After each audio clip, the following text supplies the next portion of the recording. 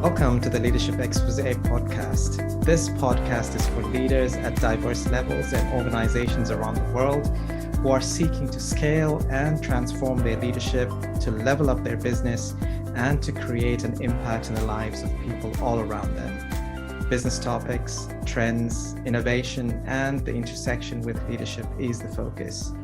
We enable success. I'm your host, Stephen Paul. In this episode, we meet a creative leader and a strategic architect designing and delivering complex enterprise, human, and systemic transformations. She created a multidimensional transformation framework, blending artificial intelligence, data science, engineering, and social sciences. She leads transformative innovations at Fortune 100 enterprises to create emotional, economic, and brand value with her team.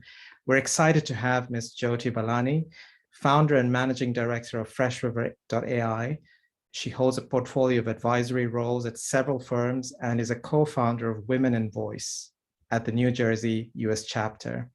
Today, we'll learn about leading the next generation of humans building the exponential age, what that means and how Joti is making a difference, and connecting the dots with her team and the disruption of multiple ecosystems. Welcome, Joti. How are you doing today? Thank you. I'm happy to be here. I'm doing really well. It's a Friday, so I can't complain. I cannot agree with you more. I'm based in London, and it's been a sweltering hot week, and it's going to be like this next week. What about you? Where are you based, Joti? So I'm in northern New Jersey. It's just about 35 miles west of New York City. So the weather, actually, I cannot complain, has been really beautiful in the mornings. I go for a walk with my miniature poodle and my coworker, Charlie. And then, of course, it gets hot during the day. So we're all cozily inside air-conditioned places. Well, thank God it's Friday. And Yes. We're definitely looking forward to the weekend as well. Indeed, indeed. Joti, tell us a little bit more about your personal journey and your intersection with the professional side of things as well. Sure.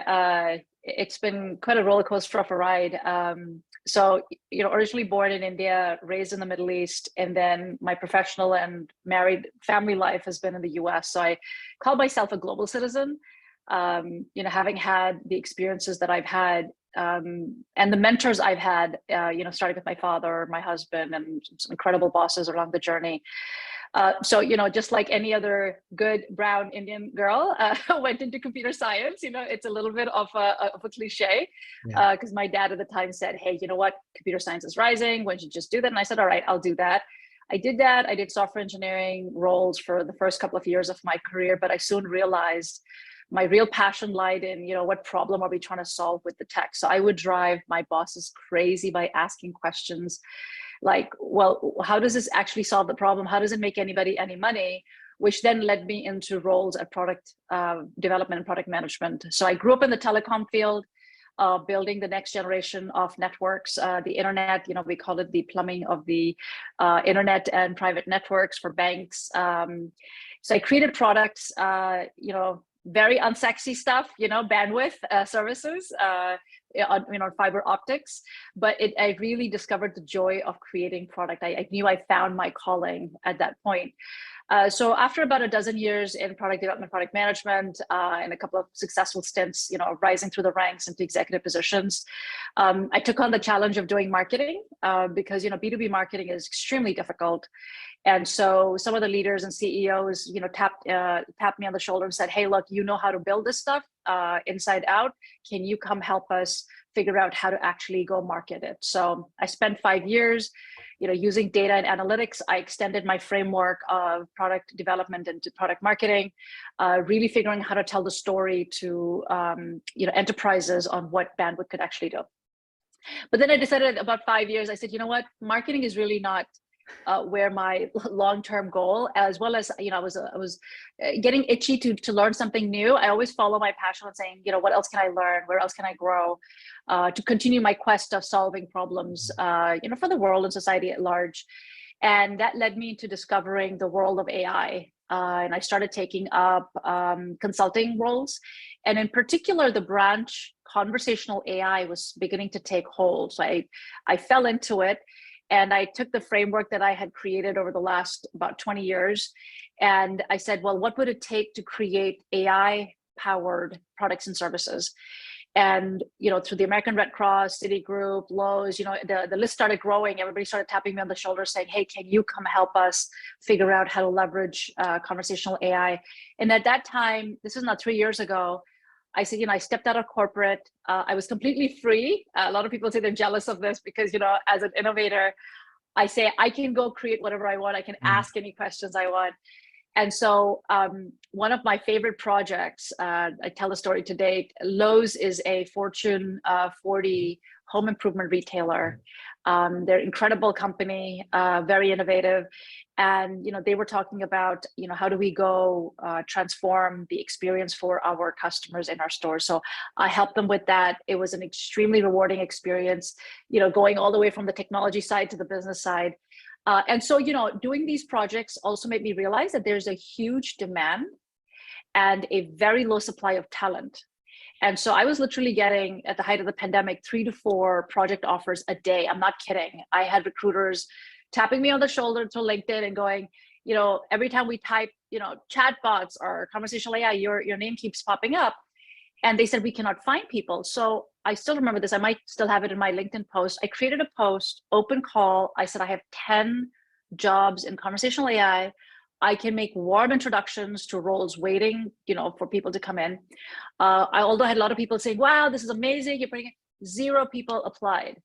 So what that taught me is we've got a supply demand problem of talent. So summer of 2020, I created a pilot where I mentored and trained 10 people, 5 grad school interns, 5 women who were trying to pivot in their careers into this space. Women in voice is where I've been mentoring a lot of women. And in 6 months, they built me a proof of concept. And here's what I learned. The grad school interns told me they're not learning any of this in school. Education system's broken, not getting kids ready for the exponential age that's about the age of automation. And the women pivoting into this said, the mentorship helped them and the ability to actually build something. So, there's so many boot camps and courses that people are spending thousands and thousands of dollars on, and they come out and they go, we can't find a job because it's like a catch-22. They say, do you have experience? They don't have experience. So I said, build me a product. So I had to build me a proof of concept for AI assistance for small, medium businesses, which is also a product we're incubating within the company. So Stephen, I've learned a couple of things through this journey so far. I think we have an extremely important responsibility and an opportunity to actually help people prepare for what I'm calling the exponential age. Actually, it's Azim Azhar's book. I highly recommend, where he's given bigger context to what's going on. And so that's how I find myself here. As you know, I've created and grown the company. I've got a team. I'm training people. We work with the Fortune 100 clients. I'm also organically getting pulled into being an advisor for startups that are becoming Web3 native. They want to add conversational AI, as a natural part of how they're going to go grow. So anyway, just a little bit about what I'm involved in. Amazing. And what a colorful journey you've had, from computer science to marketing to products to innovation to actually bringing in new concepts into companies to helping women, helping people who don't have experience, looking for experience, but also trying to get that experience through some of these new technologies. It's amazing, the twists and turns in a positive manner, for that matter. I can relate to the computer science thing as we're describing. I mean, I'm a brown guy as well. That was the general norm, within the families. It's engineering or doctor or I went the business route. So Despite everybody saying, don't go on the commerce side, go into the science stream. I've been through, all those things too, but we find our way, right? You found your way too. Absolutely. And it's that, and you mentioned a very, very important thing. It's that quest for that knowledge and what's missing out there in the world right now, and it's kind of identifying that and actually coming up with some solutions as opposed to just being so conceptual and out there. It's actually coming down to the ground and actually making some changes there. So I can completely relate to what you're saying, and it makes a lot of sense. Now, you mentioned about conversational AI and exponential age.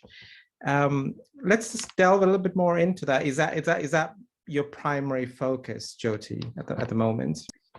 It is. And the reason is actually very simple. So if you think about the journey, from a technology standpoint, and by the way, technology is leading everything, right? It looks like our entire world is being designed, world of work and social society, right? And so as I started working, like I said, 3 years ago, I didn't realize that there was a bigger wave that was upon us. Right? I said, okay, so there's a natural wave. The internet was born around the 80s. It started growing. I'm an internet baby. I grew up, emailed at universities and things like that. So I feel like I'm a native, and I've gone through Web 1, Web 2, and I see Web 3. You saw the rise of web applications, mobile applications, cloud services, and then AI lingering in the background with the very few that had money to waste and spend and experiment. And AI has been around since the 1950s. It's gone through its winters. It's sort of come up and down, but it's only when there is these sets of trends that come together does things take off. You've heard of the S curve of growth, right? And so AI has been tried and failed over the last, I would say, decade at least. This particular branch, conversational AI, I would even be saying this even 18 months ago, but the tech has gotten better and better. Natural language processing, automatic speech recognition, it's fed by data systems. So as I've been working on these projects, and I looked up and I started to see these trends come out, and I was thinking, what is going on? Which I'm part of many, many diverse communities. And I'm hearing all the changes that are going on, the educational system, the recruiting system, DE&I. And all of a sudden, the dots started to connect. And I came across the Exponential Age. I forget who recommended this to me when I read books, and I read a lot. I actually am learning from Jim Quick how to read faster because I feel like there's just so much happening. But there became a simple truth that said, the World Economic Forum calls it the fourth industrial revolution, but it didn't quite seem right. I'm like, there's something that's missing. There was the humanity part of it that was missing.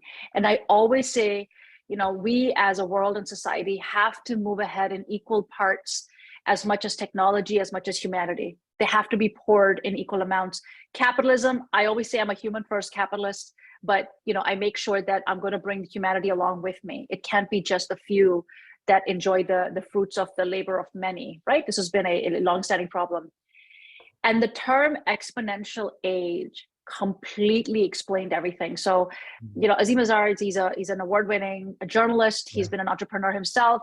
He was born in the same year I was. It was just spectacular. He also is brown, but his view and the journey that I went through, it was similar, except we were two different genders. With the way the society shapes you and the freedom that a man has to do things. All those things started coming together, and I said, this is something that people are not aware is upon us. Yeah. And so in equal parts, I am now advising our enterprise clients, the senior leaders, the CXOs, saying you have to think about the problem statement in a different way. In other words, it's the mindset that has to change. Yeah. What has got us to this point of the world's development will not get us through this next age that's coming in. I was telling somebody yesterday, I was at Innovation of Large Organizations. I lead their AI impact group. And we were talking about, the problem we've got with innovations actually taking off, right? People making the right decisions on remote work. And I said, I think we have to go back to Maslow's hierarchy. Yeah. I think we have to innovate being humans again. Yeah. So everything boils down back to looking at ourselves as humanity, because I think it's a human problem before it is a technology problem. Right? So that lens has become so clear. And with that communication, we're able to break through so many, mindsets that are stuck with saying, well, we're trying to jam AI. I tell people look at AI like a hammer looking for a nail. I'm like, you can't think of it that It's way. I'm going not. to flip it's Yeah. not, right? Yeah. Yeah. So, can you imagine me having this conversation? I'm very open and transparent. So, a lot of my clients love me because they're like, we need different thinking. We need somebody to come in. Because when you're inside an enterprise, you probably know this, you have a corporate career too, right? Yeah. When we are employees inside, it's very hard to get the organization to move because there's political gamification, all that stuff. But all of a sudden, when you're on the outside, you come in as an expert, nobody feels threatened. Yeah. You're independent. It's You're the able most to amazing. influence. Yeah. Yes. Yeah. Isn't it amazing? It's Yeah. just so amazing. I mean, I have a lot of clients saying, can we hire you, as an employee? I said, no, you don't want to do that. You want the freedom for me to go explore and bring the knowledge into you to help you solve. So anyway, that's sort of the world that I now see. And I think exponential age is a beautiful word. He's got a newsletter as well. And he really does the blending of, tech and humanities and arts. Yuval Harari, I'm a fan of his as well. He looks at the tracing of humanity from the moment that, the first protein molecule came about, and right. So we have to go back to thinking where we came from in order to figure out how we're going to get to the next stage. Because I don't think what we've got a broken world, but I'm an optimist. Yeah. I think we can build it. We have to build it together. So I say we are the builders of the exponential age. That's how I sort of tell my clients to think about us. Yeah, Jyoti, and you're absolutely right. And I was reading somewhere that the exponential age will transform economics and humans forever. And it's hard for us to fathom any exponential change, but our inability to do so could tear us apart as businesses, economies, people, the fabric of the society. So I can completely recognize with you. So where are you finding some of the challenges in, when you're interacting with companies? You mentioned quite a few companies. We're familiar with all of them, actually. I'm from Canada, by the way, so I do know those. Oh, good. So I'm very much familiar with that company. But yeah, just generally, where are the challenges that you are experiencing or you find companies experiencing? And that might be with certain types of sectors, technology aside, but just generally, can you give us a bit of a view on that, please? Sure. So, you'll appreciate this being in technology yourself, and you've come through, a similar type of journey as me. So when enterprises trying to figure out, how do they achieve business outcomes, right? It's no longer solutioning. You've got, technology vendors, you've got innovation teams, you've got the CFO, you've got lines of business, you've got the IT team, the operations team. And no single person can make a unanimous decision by themselves, unilateral decision, right? So when I'm walking in, I do the strategic assessment for all our clients, and my team comes in and helps deliver on the outcomes, right? As we sit down at the table with the teams, it's got to be like, where is the power balance at? Right. And this, right? IT is always crying that they're and I'm from IT. So I tell them, I have worn your shoes and I know what it feels like. They feel like they're a cost center. They are constantly getting yelled at by the CFO, by the lines of business who say, well, you cannot deliver fast enough. What did you do with the money that we gave you? Right. There's just broken communication lines. Yeah. And believe it or not, I have clients asking me to come in and build their bridge to the functional, if it's IT, they said, hey, can you talk to our business team? If it's the business team, they said, hey, can you help us with the IT team? Because it comes down to communication, the very basics of the human language. I'll give you a perfect example. You go to any typical meeting with, the IT guys and the business teams together, here's how it typically goes, right? Where are your requirements? Tell us what you want to build, we'll go build it. True. And the business guys go, I don't know what's possible to build. Why don't you tell me what's possible? And then they go round and round. And then there's a document written that, has, okay, requirement 1.1.1, 1.1.2. And then you've got the teams. And look, I am from India. I was born in India. I love my brethren as much as I am proud to be a US citizen. But in India, they sit down and they go, I am an order taker. I will build, and you have to give me exact requirements. And I kid you not, on one of the projects, because we have a time zone difference, I would have to wake up the next day on a 7 o'clock call with them to see what they've built. And I said, well, why didn't you think about this differently out of the box? Oh, we were waiting for you to tell us. Yeah. I'm like, so the cultural part. So let's think about how things are built technically for enterprises, right? So that's one big challenge everybody's got, is the way outsourcing works. Where does the creative thinking, I ask very simple questions. I tell people, like, look, this is not rocket science. I'm not a rocket scientist, okay? I'm a regular person, but I'm curious. And I ask them 4 simple questions. The first three questions are, what is the problem? Why is it a problem? And for whom is it a problem? And what defines success if we solve that problem? Yeah. Very simple. Yeah. And they all will look at me, and I forbid anybody in the room to talk about technology. Yeah. If the IT guys start building it, I said, nope. The purpose of our discussions right now is to ensure that any stakeholder that has anything to do with this particular project is going to first come to a common understanding of answering that question. And what follows, Stephen, is just a spectacular way where people go, oh, just yesterday I was on a call, and the tech team, I asked them this question. They're in the midst of building and launching, capability for the client. And I said, what is the problem you're solving? Why is it a problem, right? Oh, we can write that down and give it to you. I said, you just built something without having that. And the client's on the call, and the client starts saying, yeah, well, yeah, you know what? No, we didn't think about it that way. It changed 80% of the design. Rocket scientist? I don't think so, right? That is the biggest problem, that if you can get that together, everything else works out. Everything else. That's one big thing. The next big thing, people that are inside enterprises are mired by, politics of working in an organization, working 60 hours a week. I've had a young man in his 30s with a young family. It was actually a project that we were working on. He confided in me. He said, I ended up in the emergency room because I had chest pains. This is so much for me to learn. I don't know a lot of this. So teams and executives are being asked to become AI experts overnight. It's crazy. So behind closed doors, I have executives very frustrated telling me, we don't know this stuff. We're busy trying to keep the lights on now.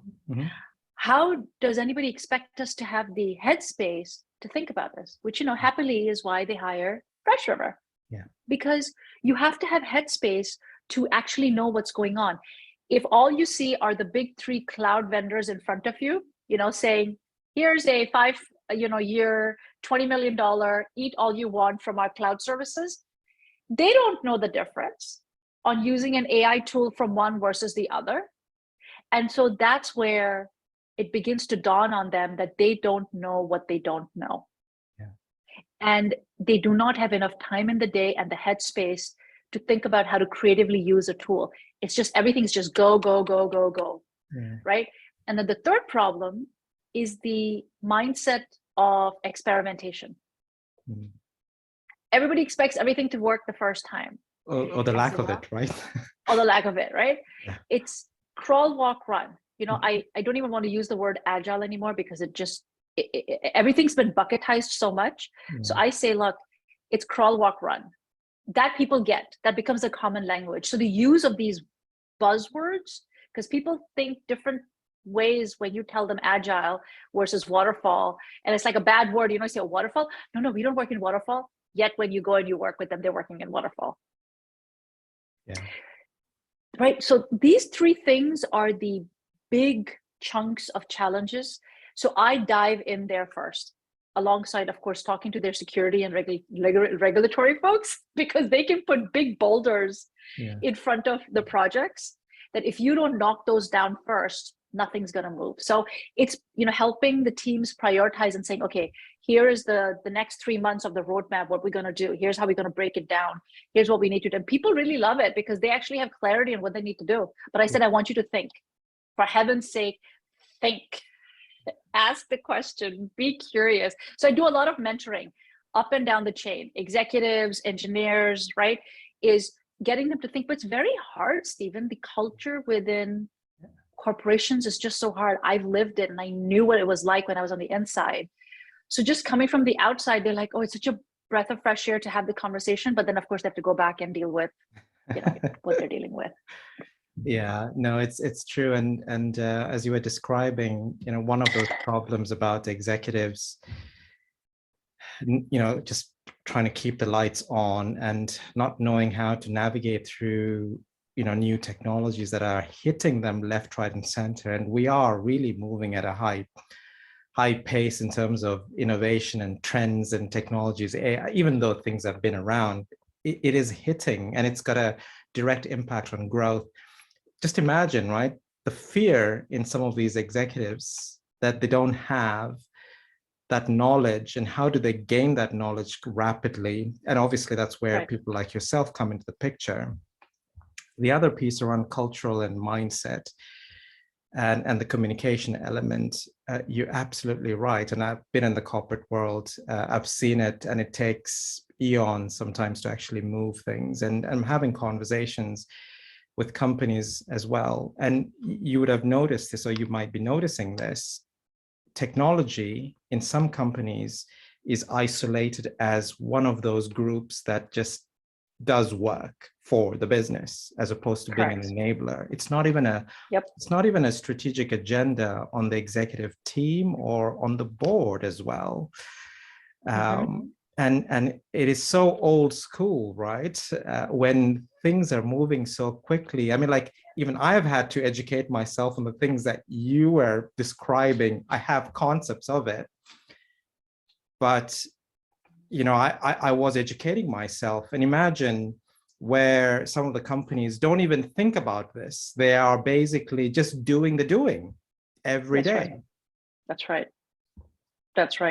Yeah. And so that's why I go back to Maslow's hierarchy. We have to rethink. Let's go back to the first level, right? Our work. Let's go to the first level. Yeah. Seriously, Stephen, think about it. People are so burnt out that I have people saying they don't have time to eat. They don't have time to sleep. They're barely sleeping.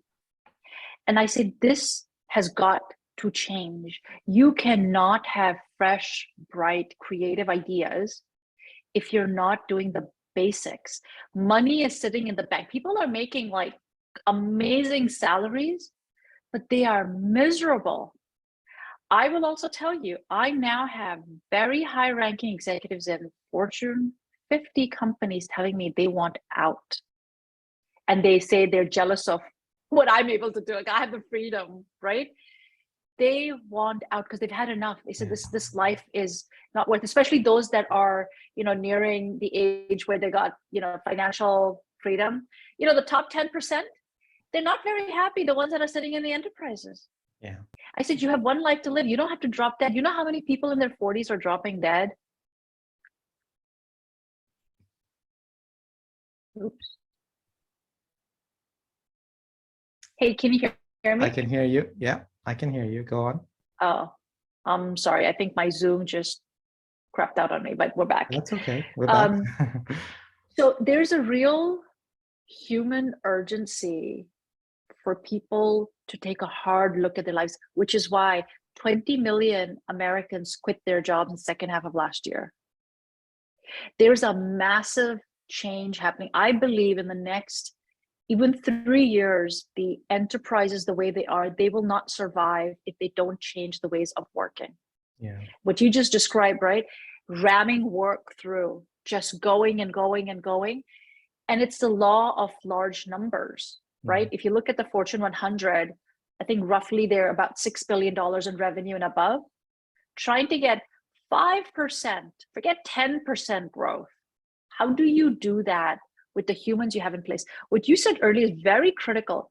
If technology is not center stage, not part of the strategic agenda, they will get left behind, right? And so what is the role of the CIO and CTO that has been an order taker, literally, because they're not on the strategic agenda?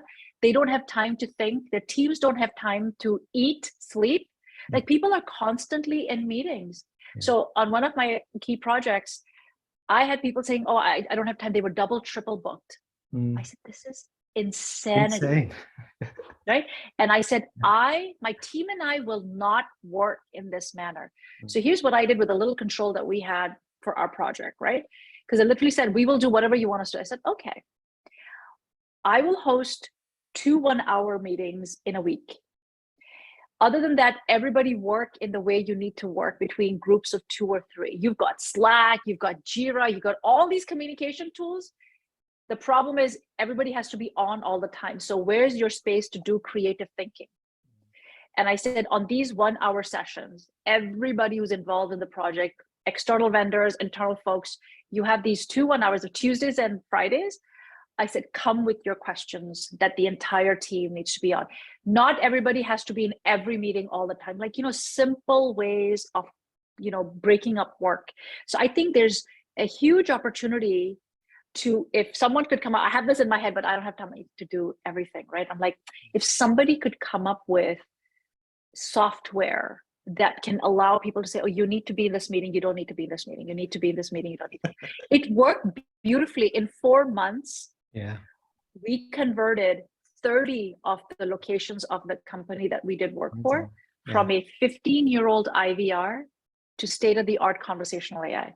Going from press 1 for this, press 2 for this, and the poor employees were on the phone all day long transferring people versus taking care of customers in the stores, to saying, welcome to store 123, how may I help you today? That was an AI assistant picking up the phone, available 24/7. And it was delivered in 4 months because the head of IT said to me she had promised the line of business leader that she would get it done in 4 months. And I'm like, okay. I literally landed August 7th and November 7th. She's like, we got to get this done. I said, okay, but you're going to have to work the way I recommend everybody works. And it was a project everybody wanted to work on. Because they had time to think. I say think. We would do meditation on Friday. So I started this thing where I was hosting, everybody just jump on. It was the highest attended event. We would just come on, people have their beers, their wines, because it's like 4 o'clock. After 4 o'clock, I said, nobody is working. Just get on Friday afternoons. I had external vendors on, executives would come on. I said, just come on and let's just chill together. Relationship building. So when you're working, you don't have time to build relationships either. And how does work happen, Stephen? You know that, right? Yeah. No, completely agree. And I like the idea of the meditation piece. It's sometimes a stigma, right, within organizations, and how you actually position it and what you do is important. I'll give an example. It's not direct meditation, but you're mentioning about meetings, triple booked and so forth.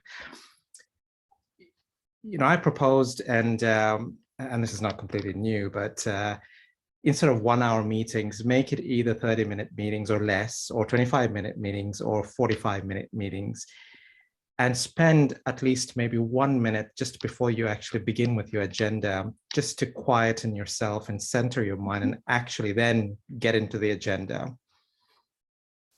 It's worked from a productivity perspective and actually focus. That's right. Yeah. And the meditation piece, and the meditation piece is important. I'm still on that journey to get people on board with that, because some people still frown on it, But obviously, if you tell them, yes, there's beer and wine after. That's right, they show up. See, look, again, back to the human condition and the psychology. You know what else is rising, at least in the US, I don't know about the UK and Canada. I have friends now that they run consulting for people. Number 1 is be kind to yourself, which includes the meditation. It is real hard work for people to be kind to themselves, because when you are kind to yourself, which includes meditating, breathing, calming down, then you be kind to anybody else and then get work done. Right? Being your own cheerleader. So a good friend of mine, Neelu Kaur, is releasing a book. She coaches executives in big tech companies about how to work kindly with themselves. And can you imagine, we're down to the basics of being human again. And they're on the rise. She's busy all the time. There is so much demand because there's only so much you can do. As human beings, it's not about filling 60 hours of your day. It's not a badge of honor, like, oh, I only sleep 4 hours. I said, oh, you're gonna drop dead soon, man. You shouldn't do that. Yeah. I don't know when they will wake up, because there's too many people, and it starts from the top. If the top leaders don't practice that, nobody else is going to practice. So look, they're leading like hundreds and thousands of people. Yeah. You're absolutely right, because people still, even though the general idea is everyone is empowered, is enabled, ultimately, your CEO, your chairperson, whoever it is at the top, needs to have that mindset and brings those elements to the workforce. And only then will the cultures and the behaviors will change or will be adopted, right? Otherwise, it's just operational. Yeah. No, so that's the other thing that really concerns me, is the way that people at the top look at their employees literally as numbers, as machines. And I will tell you what some of our clients are asking us to do, quote unquote, we need to replace 30% of our staff in the contact center. Please build us AI assistants for that. Of course we can do it. But I knew 3 years ago, I wrote my manifesto down, Stephen, because I said, when I am successful at this, because I knew I can do this. I believe that I can. I will experiment, I'll fail, I'll learn, I'll keep moving. I know I'm going to cost people their jobs, right? So the thinking about the humans is really important, because we already have this gap between the have and the have-nots, right? The 80% of wealth is centered into the top 1, 5, 10%. Yeah. The ones that have been left behind will be left even further behind. So that thinking around retraining, reskilling, upskilling, making sure that people can eat, sleep, take care of their kids. We've got problems around, women were set back to the 1980s relative to the workforce and stuff. So there's all these fundamental issues, and I think there's a tsunami coming. I can just feel it. And if these leaders don't wake up and change, first it starts with them. Only when they're kind to themselves, because a lot of people say, well, I put in these kind of hours. And for the listeners who are going to be listening to this, if you're in your 40s and above, or even 30s, get a calcification test, because the US insurance at least doesn't pay for it. Just Google how many men, especially in this age bracket, are dropping dead literally. Yeah. Even though they're healthy in other places. So people have to wake up. And I say, look, if you're, you want to be around to enjoy the fruits of your labor, but if you're not kind to yourself, you can't be kind to anybody else. If you don't practice what you preach, and everything else is just DEI, all of them, they're check boxes. Like, I see stuff happening and I'm like, I see DE&I. We're a women-owned certified company, right? And we have access to supply diversity procurement folk leaders through that certification. They have no control, yet they have a DEI mandate to meet, but they said we have no influence over decision making. So I'm like, look, there's no change really happening. If you want growth in the company, you got to look at the whole system. Yeah. So when I walk in there and I said, look, we're a small little consultancy, we're going about our ways, but when you go in and you talk to people, there's a sense of relief I see in their eyes, Stephen, which gives me hope to say, I said, just try it. I know your peers are not meditating. Your peers are not doing this. You do it. Why wouldn't you start there, right? So I try to appeal to them as humans, beyond all the ego and, all the things that they got to deliver with growth and the numbers. I said, let's come back to talking about humans, and then we can go build anything around it, right? Capitalism will be there. Yeah. People will make money, but bring others with you. So mentorship is another thing that's on the rise. Yeah. So, I say, if you give one, if I mentor people all the time, I said, the only thing that I ask in return is that you put your hand out and help somebody else. Yeah, absolutely. You're absolutely right. The human side of things, and I can completely understand what you're saying when you go into companies and you actually refocus the topic from build to actually just think about the human side of things as well. And you might be doing directly or indirectly, but you need to bring that element out, because that's such an important aspect in order for the actual build to be successful in the long term. Absolutely. I say we will deliver you outcomes. I promise and I commit to our clients. Once we have agreed upon what outcome you want, I said, I will guarantee we can deliver, because we've done it over and over again, right? It's the framework, right? Yeah. If I say, what is the value I bring to the table? I say, it's a framework that's in equal parts business, technology, and humanities, right? I said, that I will promise you. But how we do it is important also, because you want this sustainable. You want the people building it to feel like they want fulfillment, Stephen. People want fulfillment in their jobs. Do you know how many people that are joining my company, where they're coming from? They're coming from Amazon, Google, Microsoft, the big enterprises, because they're shedding like crazy because they've had enough. They said the money doesn't matter anymore. I don't have a life. Yeah. I can't see my kids. Yeah. I can't travel. I want to do these things. I put out a job posting last year in November. I'll never forget this. I had a client that needed to move very quickly, and I had to go hire multiple roles, right, in on the AI team. And I wrote up the job posting very differently. I said, I need people with integrity, the right kind of empathy, and a fire in the belly to learn and solve problems. If you've done work in this space, great. If not, I still want you to apply, right? Trust is our number one currency. Mental health is our top priority for our team, right? Yeah. In 24 hours, I had 17 applicants at the height of, the highest demand in the job openings were like massive. And the one common thing everybody told me, and they came from Google and Amazon. I mean, I had PhDs in AI and machine learning, right? So I would tell them, they said, it's something about how you wrote the job description. Because I never tell people I hire you on your resume, never. Equally, if somebody has got a spectacular, Ivy League education and, these big companies, I only look for those three things. Because if you have people that have integrity, empathy, and a fire in the belly, they can learn anything, they can do anything for you. Yeah. That hit a chord. I had a young lady working at one of these big tech companies in their AI group, getting paid $14 an hour right out of school 4 years ago. And she was making $23 an hour when I spoke with her. I hired her and I doubled her salary. So there's these fundamental problems that are happening. And a lot of these enterprises are saying, we can't find people. I'm like, I don't have any issues finding people. Yeah, that's true. But of course, I have the opportunity and freedom to create the culture in my company the way I want. Yeah. I created the company that I wanted to work for. Yeah. And it doesn't exist.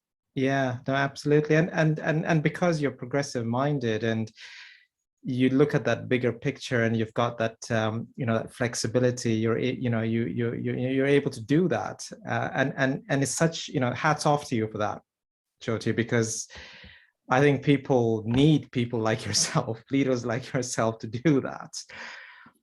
You have to be brave. There's a lot of courage that you need, right, to walk away from something that's toxic. And it's a risk. Yeah, it's a risk. Yeah,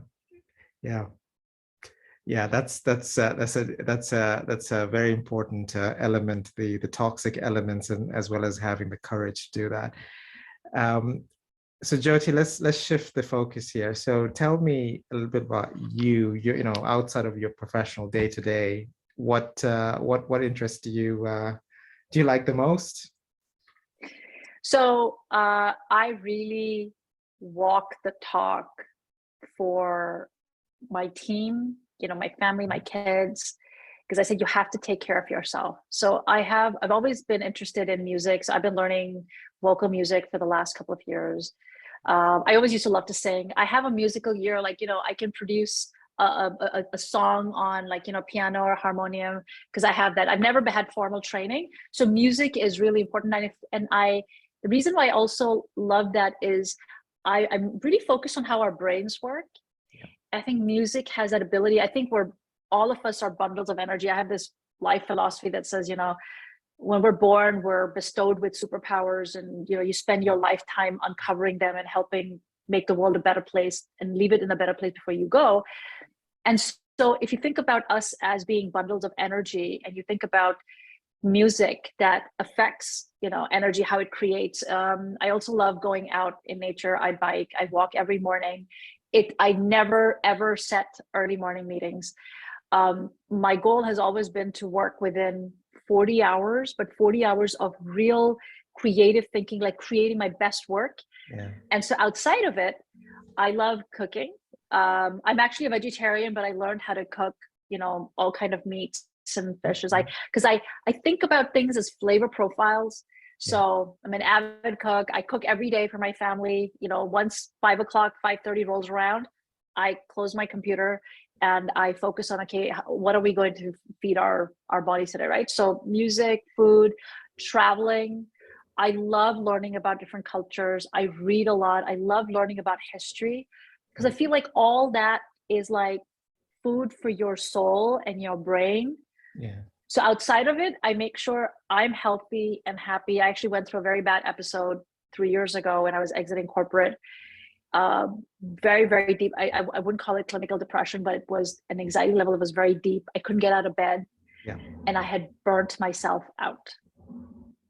And since that time, as I made my way back into wellness, I said, there's nobody and nothing that will ever come in my way to living a joyful life, right? So I focus on things that I love to do, that make me happy, that make my family happy. And of course, I'm a daughter-in-law, traditional Indian households are the way they are.